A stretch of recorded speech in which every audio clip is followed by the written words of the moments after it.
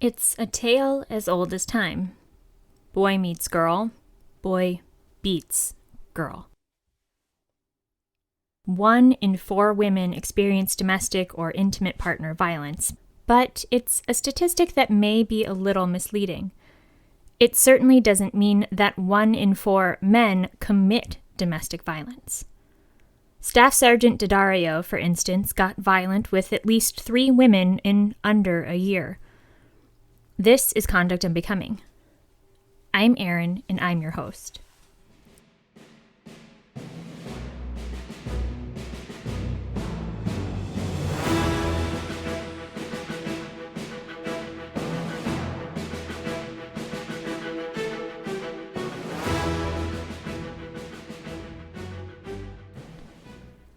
A heads up for you, legal beagles. This episode involves a discussion of domestic violence. That is obviously a very sensitive subject for so many. If that means that this isn't the episode for you, all good. Catch me next time. Separately, I will preface this one with some caveats. Given the nature of intimate partner violence, most appellate court decisions are a bit lighter on facts and drop out identifying details. And sure, that makes it harder to cover a case like this when the fact pattern is less than a page long.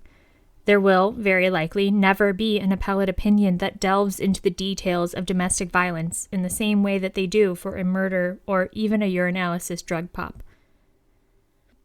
It's not hard to connect the dots and discover a victim's name, and appellate courts are empowered to be protective of victims.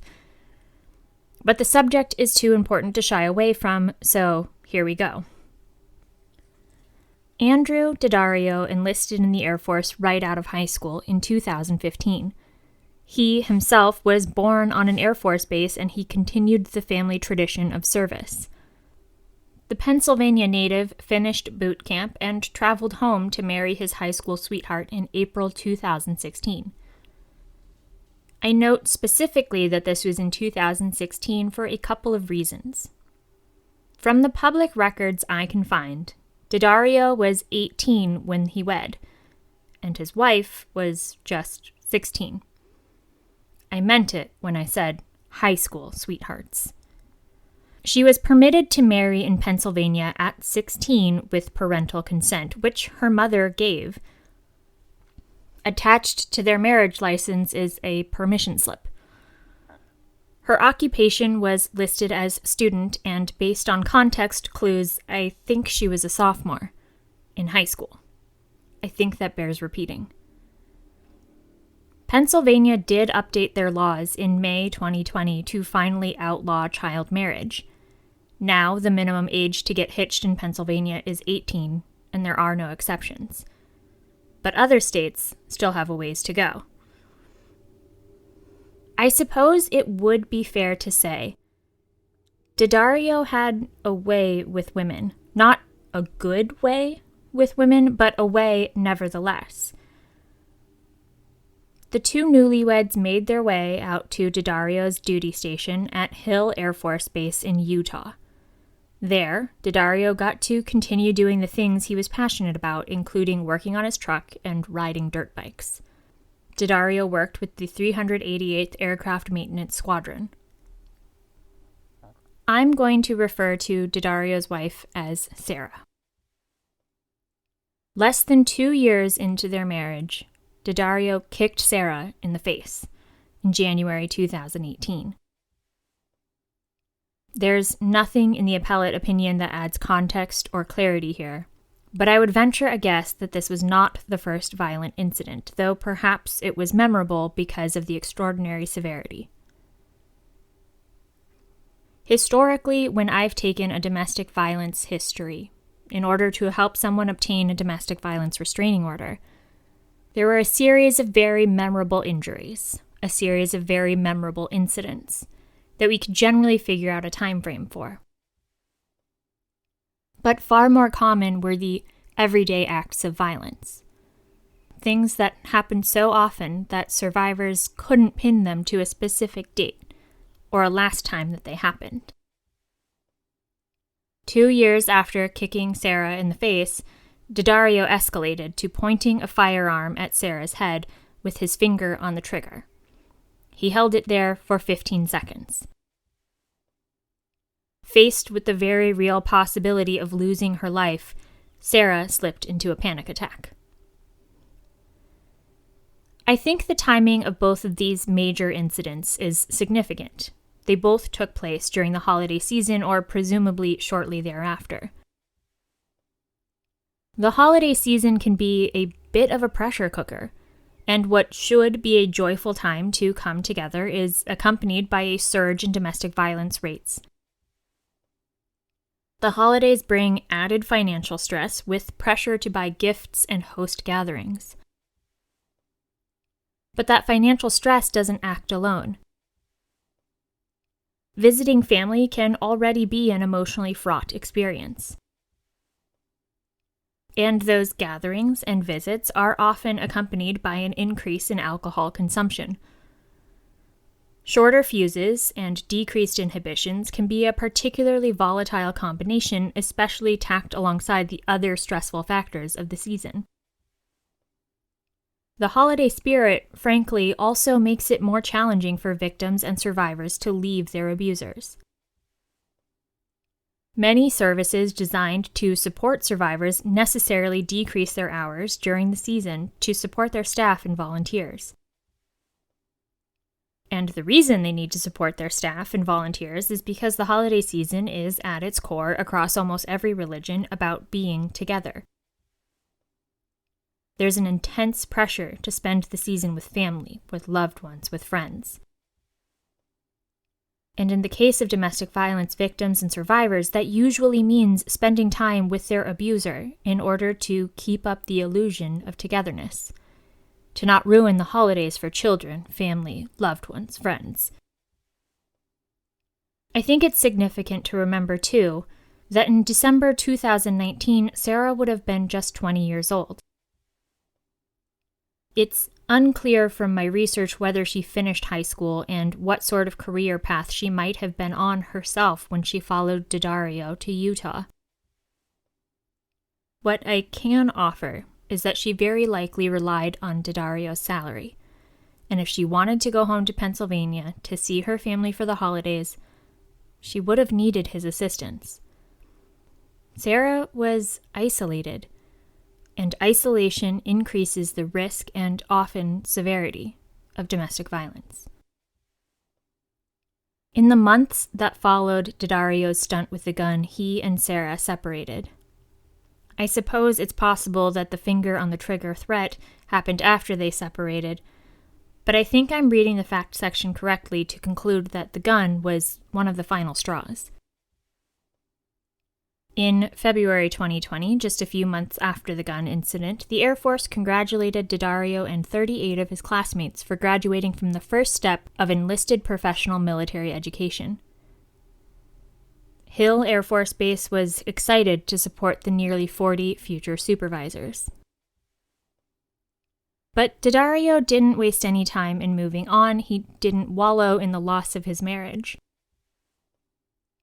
By April 2020, just 5 months after the firearm incident, on what should have been just about his 4th wedding anniversary with Sarah, Daddario reached out to an ex-girlfriend. An ex-girlfriend that lived in Utah while he was stationed, even though he grew up in Pennsylvania and had been married most of his time at that duty station. I'm going to refer to this ex-girlfriend as Tina. I do think it's possible Tina was also in the Air Force, but I don't have much to go off of there, and ultimately it's not relevant to the case. Perhaps Daddario felt burdened by stay-at-home orders, or in a moment of self-awareness finally blamed himself for the disintegration of his marriage. But he reached out to Tina and said he was experiencing suicidal ideation. He asked Tina to please come be with him, implied he didn't feel safe being alone. Daddario, much like Craig in episode 29, thought this would be the perfect way to rekindle whatever they shared. Brief pause here to remind Daddario, should he ever listen, that it's pretty offensive to fake psychological injury and mental health crises. In 2020, the average number of veteran suicides per day sat just below 17. And here was Daddario, luring an ex back to him by preying upon her compassion. When Tina arrived at Daddario's place, he tried to put the moves on her and reinitiate their relationship. She declined. This, predictably, upset Daddario, and he reached out to strangle her. She rated the force he used as a 7 out of 10, and she struggled to get away from him. As she twisted to try and break free, she heard a popping noise in her left ear. Tina got away from Daddario, but it took nearly a month for the pain from the attack to subside. Strangulation is often considered the final warning shot in domestic violence situations. The last warning shot before homicide. That's why some jurisdictions allow it to be charged as attempted murder. The line between strangling someone to unconsciousness and strangling someone to death is a fine one, and strangulation is a potent drug for abusers. It's the ultimate form of power and control. The abuser has control over their victim's next breath. They have power over life and death. Daddario seemed allergic to being alone, and he didn't stay single long. He met and began dating someone all referred to as Kate. Kate and Daddario started dating in either May or June 2020.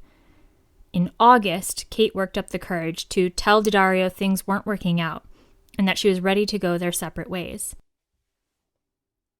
In response, Daddario repeatedly grabbed and held Kate's wrists and pinned her in the bed so she wouldn't leave the house. But none of this seemed to have affected Daddario. He just went along living his life. Less than a year after getting violent with Kate, Diesel Tech magazine put out an article entitled Andrew's Backyard Build. The profile reads as an excited review of the upgrades Daddario added to his Dodge Ram pickup truck in his downtime from serving in the Air Force. I confess I don't understand much of the upgrades described in the piece. I also don't understand driving a truck that requires 2 parking spaces and doesn't fit through standard drive-thrus and burns through tires quickly. Daddario looked forward to showing off his lifted diesel truck at truck shows, including Daytona and the 2020 SEMA show. I don't know which of the women reported Daddario first, and I don't know if there were other women he got violent with. But someone was brave and spoke up first. From there, the investigation and prosecution picked up steam. Sarah and Tina received the support of victims' legal counsel to make sure their legal interests were protected during Daddario's court-martial. Kate did not receive that benefit. It could be because the physical damage she reported was less severe, but it could also be that she didn't affirmatively request one. Prosecutors referred 6 charges consisting of 11 specifications against Daddario. I would expect that there were many uncharged incidents of violence. In May 2022, Daddario accepted a plea agreement that dismissed the majority of the specifications, and, in accordance with his plea, a military judge convicted him of 2 specifications of assault consummated by battery and 2 specifications of domestic violence. In exchange for pleading guilty, the convening authority agreed to cap Daddario's confinement at 24 months and permitted sentences for all the charges to run concurrently.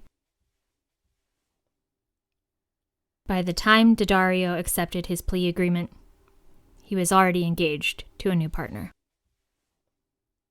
The survivors of Daddario's violence told the court about the effect the violence they endured had on their lives. Sarah's victim's legal counsel submitted a copy of her written statement, which she elected to read to the court.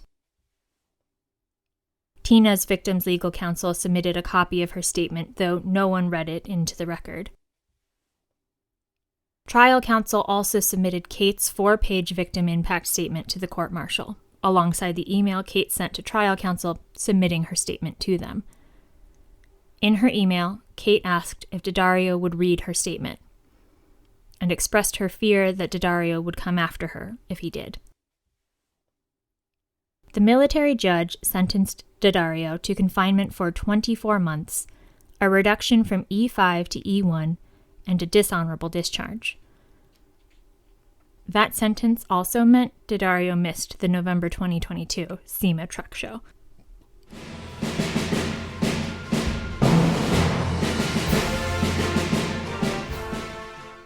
On appeal, Daddario asserted that he had ineffective assistance of counsel, and that the judge erred when he admitted a written, unsworn victim statement from Kate during the pre-sentencing proceedings. Daddario's ineffective assistance of counsel claim revolved around 3 separate incidents. First, his counsel didn't object to the admission of the written victim impact statement from Kate when Kate wasn't there to offer it herself at the court-martial. Second, defense counsel referenced the wrong law in his clemency memorandum. Third, defense counsel advised Daddario that after his sentence was adjudged, he would automatically earn 2-for-1 confinement credit for each day spent in the local Utah jail before being transferred to a military facility. Back in the very first episode, the Edwards case, we had another incident with the victim impact statements. There, we learned that a victim has the right to reasonably be heard through a sworn or unsworn statement. The unsworn statement can be oral, written, or both. Defense counsel doesn't get to cross-examine the victim while they're making their victim impact statement. I mean, technically, neither side does, but clearly the defense would have the most motivation to cross-examine a victim. But, in order to preserve fairness, either the prosecution or the defense can rebut statements of fact in an unsworn statement. With the knowledge that Sarah, Tina, and Kate could make an oral or written unsworn statement, why exactly was it a problem that Daddario didn't object to the admission of Kate's unsworn written victim impact statement? During the pre-sentencing proceedings, neither Kate nor an authorized representative was present to tender the statement. Daddario asserted this was a problem because Kate's right to be reasonably heard was, as he claimed, tethered to her physical presence at the proceedings. If that didn't move the needle, Daddario continued, then the judge should have rejected the statement because it wasn't abundantly clear that Kate intended that document be offered at Daddario's court-martial, because she'd included that language in her email about her concern that Daddario might read it. The Air Force Court of Criminal Appeals, the AFCCA, sidestepped deciding whether it was necessary for Kate or some other authorized representative be present in the courtroom to offer the victim impact statement. They concluded instead that Daddario waived the issue when he failed to object at the pre-sentencing proceedings. By accepting it in the moment, he didn't preserve his right to get upset about it on appeal. While his defense counsel did object to some of the details of the written statement and got those details redacted, counsel also admitted under oath in their post-trial declarations that they made a tactical decision not to object to Kate's written statement. This, they believed, was a protective measure. A redacted written statement from Kate was probably a little bit less compelling than Kate coming in to tell the court in person, for instance, about the, quote, horrible conditions under which she and Daddario ended things. Defense counsel didn't even want Kate to deliver the statement on the phone. She wouldn't be subject to seeing Daddario in the same room as her, but making her statement telephonically would increase the emotional impact of the statement.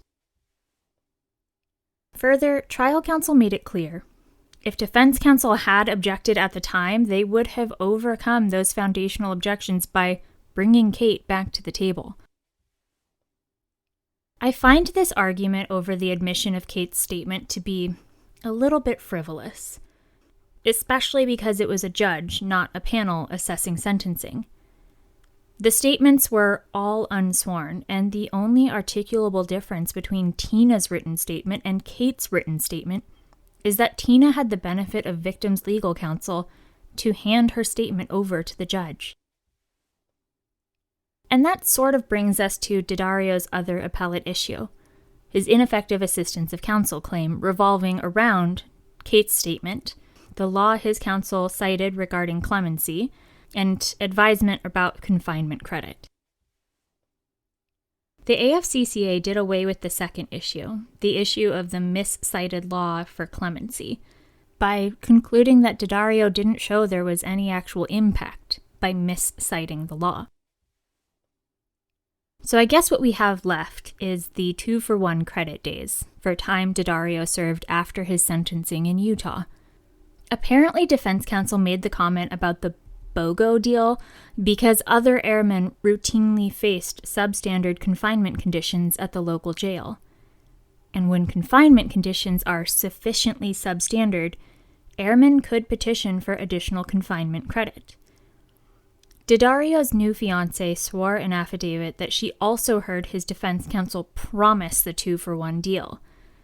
Daddario's defense counsel, for his part, attested that, of course, they'd had multiple discussions about confinement credit calculation. They discussed the good time credit, that for every 8 days Daddario was in custody and well-behaved, they'd count as 9 days towards his sentence.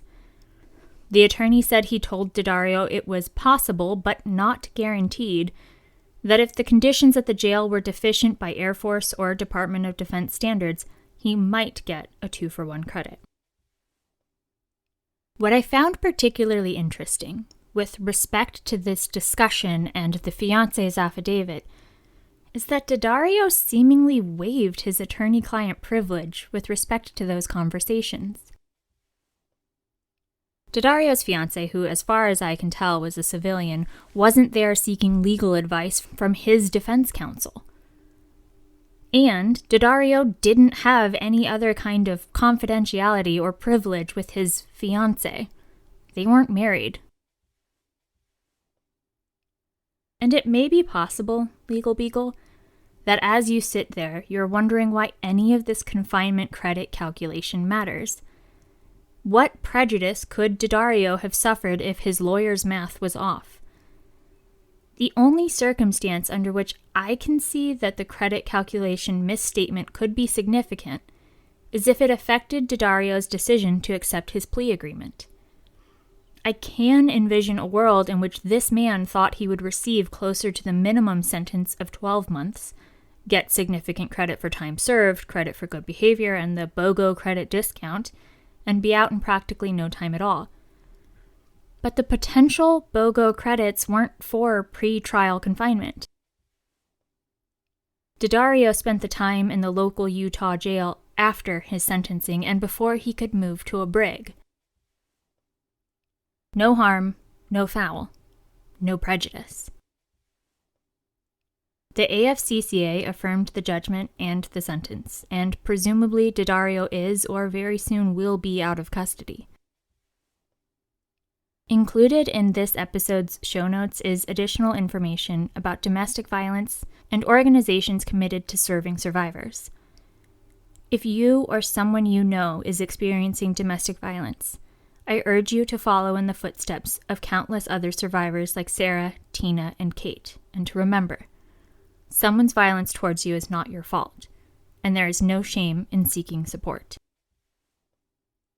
Thank you for listening. If you enjoyed today's episode, please share it. I invite you to submit case suggestions and feedback to conductunbecomingpod@gmail.com or on conductunbecomingpod.com. Join me next time, but be sure to bring your waffles and fries, because we're going to Belgium. Until then, take care.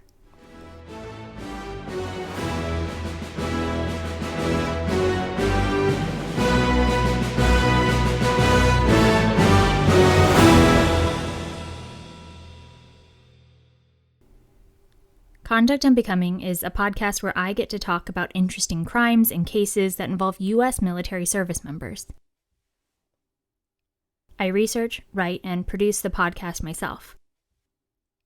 The opinions expressed are my own, and perhaps it's obvious. Conduct of becoming is not approved, authorized, or endorsed by the Department of Defense.